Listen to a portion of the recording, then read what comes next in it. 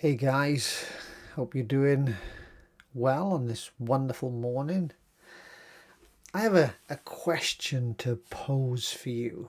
What hat do you wear when you're presenting? Or should I say, what hat do you need to wear when you're presenting? Because I have multiple hats. I have a hat on when I'm a parent. I've got 4 children, so my interaction is different. And interestingly, I have 2 hats on as a parent. I have a hat on for my children who are younger, and I have a hat on for my children who are adults. And so my interactions, my conversations, my questions, and my answers are very different depending on children young, children old. So kind of that's one hat. I have a hat on as a partner. I have a wonderful wife, and so that's another hat I have on. Then I have a hat on when I'm doing these videos. I have a hat on when I'm standing in front of a stage, in an auditorium or a conference, and I have a hat on when I'm teaching. So I have multiple hats, and depending on what I'm doing, I imagine I'm putting on a hat, and that hat allows me to tap into resources in my internal resources that help me perform at my best. Yeah, so some of this goes back to a coach I worked with years ago called Todd Herman, and he wrote out a book called The Alter Ego. And there was all about, he talked the whole element of tapping into your alter ego. You know, we've know lots of people, famous people, singers, songwriters, musicians, they all have sports people, they all have alter egos. They become, they don't change who they are, but they become something else when they're in a certain field of play. Yeah, when they're playing football, rugby, they're singing. They're not the normal person you would see when they weren't in that situation. And so what they do is they have an anchor, some sort of emblem, tokenism, whatever it is, they have something which enables them to tap into it. For me, when I'm speaking in front of a room or in front of a group of people, my click, my tick, actually gets me into the moment, gets me ready to focus on what I do, and starts me off in the way I start off, is actually I just go up my toes. I just lean forward on my toes ever so slightly, and all of a sudden, bang, I'm there. And then I go off and for me, I perform. Yeah, I very much think that speaking in public, speaking in front of audiences is about performance. So you raise your energy, you raise your interaction, you really ramp it up, especially as if you're a small person on a big stage in front of a large audience. If you're quiet and you don't use big gestures, then people are not going to get it, because there's a dilution factor between you being on the stage and your audience. And the further away, the greater dilution. So the broader gestures you can make, the more connection you get, the less dilution.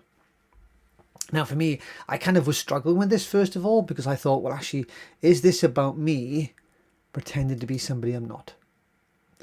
You know, I'm very much about authenticity and making sure that I am authentic and I go out and show people who I am. And when I first started, I didn't do that. I thought I had to be a certain way. And I did it, but I felt really uncomfortable doing it. But now I've realized I don't need to be a certain way. I just need to increase some of my energy, increase some of my emotions, and that allows me to connect, allows me to engage. And actually, I find I have a lot more fun with it. Yeah, so my energy is much smaller here in camera. My movements are much smaller here on camera, simply because I've got that much space to move in, and I'm sitting down. Whereas when I'm talking and delivering, I never sit down. But I physically can't stand here because I'll bang my head on the ceiling. So there's our restrictions, and you have to work with your restrictions. But for me, there's definitely hats on. So when I come on here, the hat I put on is a hat of let's get things done. Yeah, I used to spend forever, and I still do, I'll be honest, I still do spend forever procrastinating, thinking about, planning, mapping out. But sure, I love to be spontaneous. I love to go, okay, this is what I'm going to talk about. This is my general idea, and let's just see what happens. And I enjoy that. That's a bit of fun. You know, I entered a lot of competitions when I was younger on impromptu speaking, and I won a lot of competitions. I won the Southeast of England competition in impromptu speaking, and I used to love that. And what they would do is they would give you a topic to speak about, literally 5-10 seconds to think about it, and then you would have to deliver it for up to 2 minutes. And I thrive on that. I was in a competition literally 2 weeks ago in a club doing the same thing. I hadn't done it for ages, but I got straight back into it because that's what I thrive on. I love that. And I think for me, this is what this is about. This is about, I do a lot of thinking in my head, processing in my head.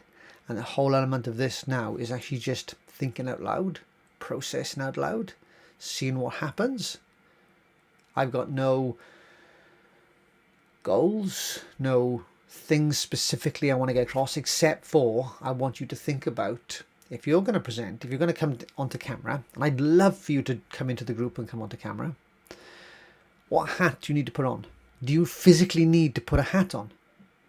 Or do you need to physically put some glasses on or something on that will give you that? I think it's called enclothed cognition. So, for example, when you see doctors who've got lab coats on or white coats or stethoscopes around their neck, then we perceive them as being experienced, knowledgeable, and the level of conversation we have with them is very different than if they didn't have those on.